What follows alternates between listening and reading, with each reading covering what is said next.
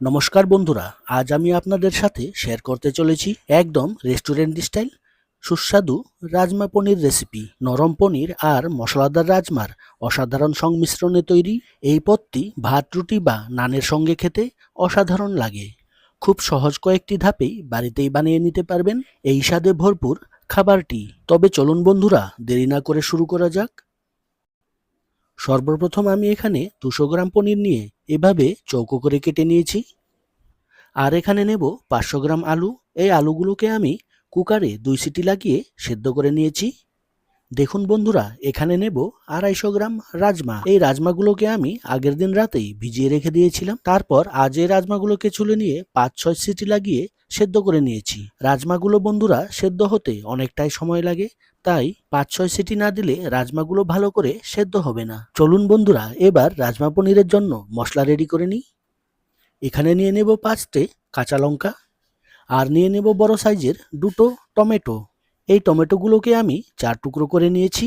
এই রেসিপিতে কাজু বা পোস্তদানা দেবার দরকার পড়ে না, কারণ আলু আর রাজমা গলে এমনিতেই গ্রেভি হয়ে যায়। এবার এখানে অ্যাড করব 1 টেবিল স্পুন কাশ্মীরি লঙ্কার গুঁড়ো, অ্যাড করব 1 টেবিল স্পুন জিরে গুঁড়ো, হাফ টেবিল স্পুন ঝাল লঙ্কার গুঁড়ো, অ্যাড করব 1 টেবিল স্পুন ধনে গুঁড়ো, আর অ্যাড করে নেব 1.5 টেবিল স্পুন হলুদ গুঁড়ো।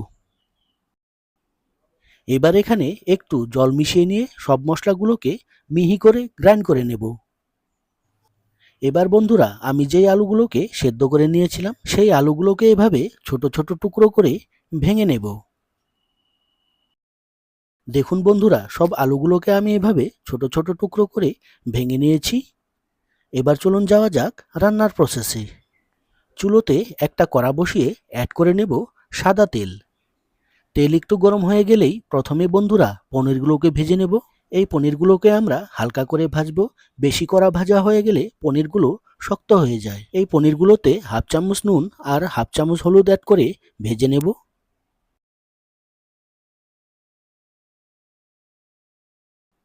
দেখুন বন্ধুরা, পনির আমাদের হালকা ভাজা হয়ে গেছে। এবার এই পনিরগুলোকে একটি প্লেটে নামিয়ে নেব। এবার রয়ে যাওয়া তেলেতে আমরা আলুগুলোকেও ভেজে নেব।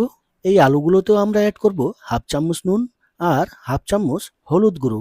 একটা কথা মনে রাখবেন, এই আলুগুলোকে আমাদের লাল লাল করে ভালো করে ভেজে নিতে হবে, তবেই দেখবেন আলুগুলোর টেস্ট দ্বিগুণ বেড়ে যাবে। দেখুন বন্ধুরা, আলুগুলো আমাদের ভালো করে ভাজা হয়ে গেছে। এগুলোকেও আরেকটি প্লেটে নামিয়ে নেব। এবার কড়াইটাকে ক্লিন করে একটু সর্ষের তেল অ্যাড করে নেব। আর এখানে ফোড়নের জন্য অ্যাড করব 3টে তেজপাতা, অ্যাড করব 3টে শুকনো লঙ্কা, 3 টুকরো দালচিনি, 6-7টি লং, 5-6টি ছোট এলাচ, 1 টেবিল স্পুন গোটা জিরে, আর অ্যাড করব গ্রেট করে নেওয়া 2 টুকরো আদা।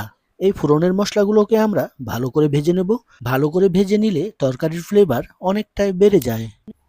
এবার এখানে অ্যাড করে নেব সেদ্ধ করে নেওয়া রাজমাগুলো। এই রাজমাগুলোকে আমরা ফোড়নের মশলার সাথে ভালো করে মিলিয়ে ভাজতে থাকবো। এই রাজমাগুলোকে ভাজতে আমাদের কমেও 3 থেকে 4 মিনিট লাগবে, যাতে করে ফোড়নের ফ্লেভারটা রাজমাতে ভালো করে মিশে যায়। এবার এখানে অ্যাড করে নেব ভেজে রাখা আলুগুলো। এই আলুগুলোকেও আমরা রাজমার সাথে মিলিয়ে আরেকটু সময় ভেজে নেব। এবার এখানে অ্যাড করে নেব গ্রাইন্ড করে নেওয়া মশলা। মশলার জারটাকে ক্লিন করে একটু জলও অ্যাড করে নেব।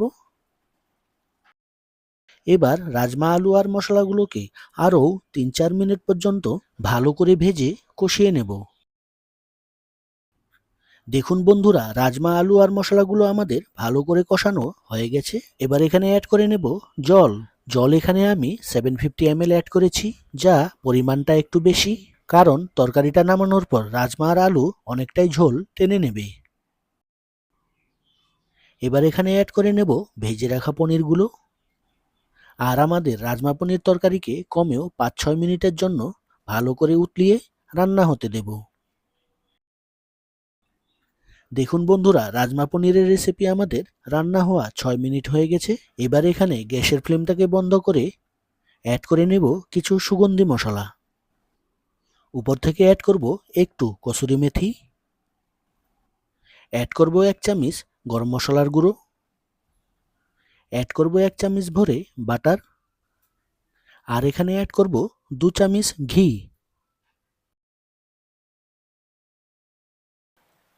এবার সব সুগন্ধি মশলাগুলোকে রাজমা পনিরের তরকারির সাথে ভালো করে মিশিয়ে নেব। এই ছিল আমাদের আজকের সুস্বাদু রাজমা পনিরের রেসিপি। আশা করি আপনাদের রেসিপিটি ভালো লেগেছে এবং অবশ্যই রেসিপিটি বাড়িতে ট্রাই করবেন।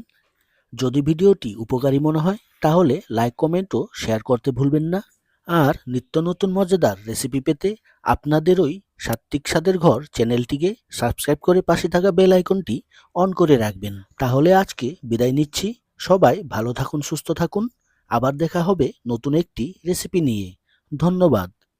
জয় গুরু।